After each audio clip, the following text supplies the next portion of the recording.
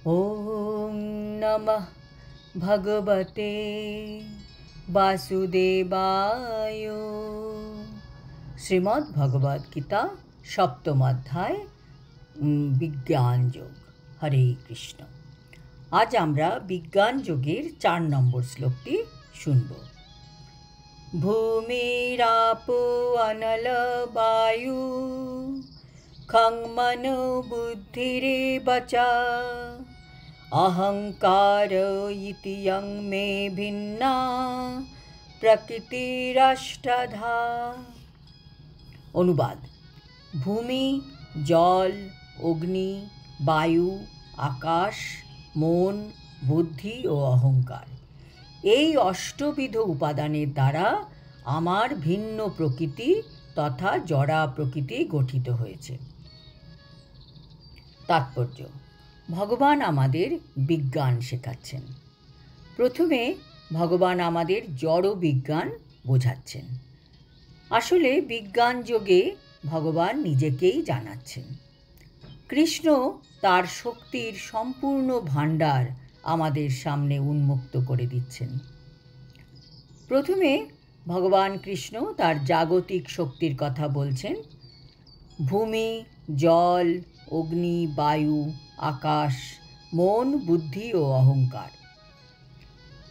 ভূমি, যে ভূমি নিয়ে আমরা সবসময় বলি যে এই জায়গা আমার, এই বাড়ি আমার, সেটা কি সত্যিকারেরই আমার? সব কিছুই তো ভগবানের। আমরা তো এই জগতে কিছু দিনের জন্য এসেছি, একদিন তো সব ছেড়ে চলে যেতে হবে।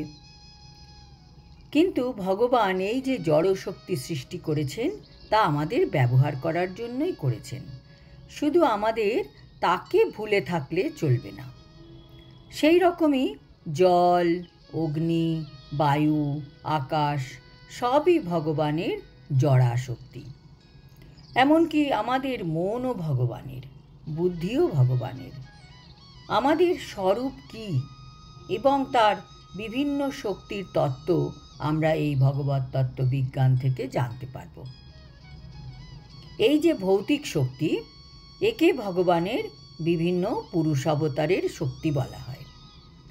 এই জড় সৃষ্টির নিমিত্ত ভগবান শ্রীকৃষ্ণের সাংস প্রকাশ রূপে 3 জন বিষ্ণু প্রকট হন। প্রথমজন মহাবিষ্ণু মহত্তত্ত্ব নামে সমগ্র ভৌতিক শক্তির সৃজন করেন। দ্বিতীয়জন গর্ভদক্ষায়ী বিষ্ণু সমস্ত ব্রহ্মাণ্ডের মধ্যে নানাবিধ সৃষ্টি করবার জন্য প্রবেশ করেন।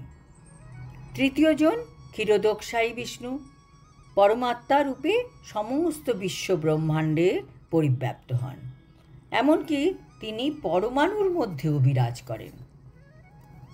এই 3 জন হচ্ছেন বিষ্ণু তত্ত্ব।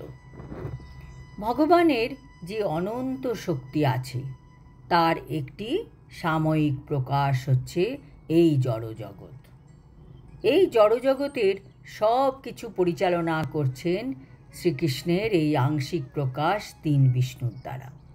তাদের বলা হয় ভগবানের পুরুষাবতার।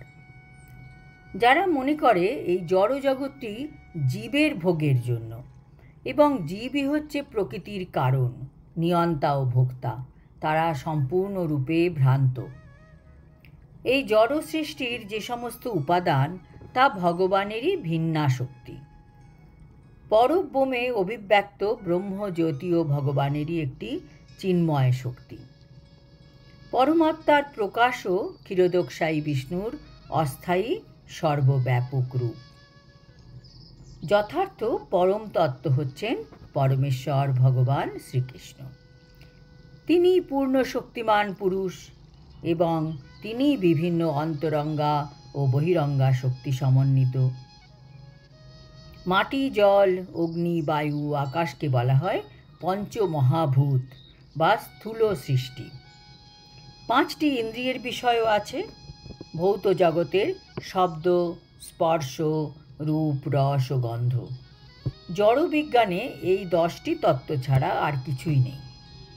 আমি ও আমার এই মিথ্যা অহংকারই জড় অস্তিত্বের মূল কারণ। এর মধ্যে জড় জাগতিক কার্যকলাপের জন্য 10টি ইন্দ্রিয়ের সমাবেশ হয়। বুদ্ধি বলতে মহত্তত্ত্ব নামক সমগ্র প্রাকৃত সৃষ্টিকে বোঝায়। এইভাবে ভগবানের 8টি শক্তি থেকে জড়জগতের 24টি তত্ত্বের প্রকাশ হয়। এই ভিন্ন তত্ত্ব প্রকৃতপক্ষে শ্রীকৃষ্ণেরই শক্তি থেকে উৎপন্ন। শ্রীকৃষ্ণের বহিরঙ্গা শক্তি সাংখ্য দর্শনের বিষয়বস্তু, যা ভগবদ্গীতাতে বর্ণনা করা হয়েছে। আজ এই পর্যন্ত। আগামী শ্লোকে ভগবান কৃষ্ণ তার আরেকটি জীবভূতা বা জীবাত্মার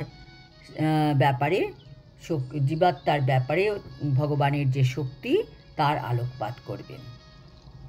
হরি ওম তৎসৎ। হরে কৃষ্ণ।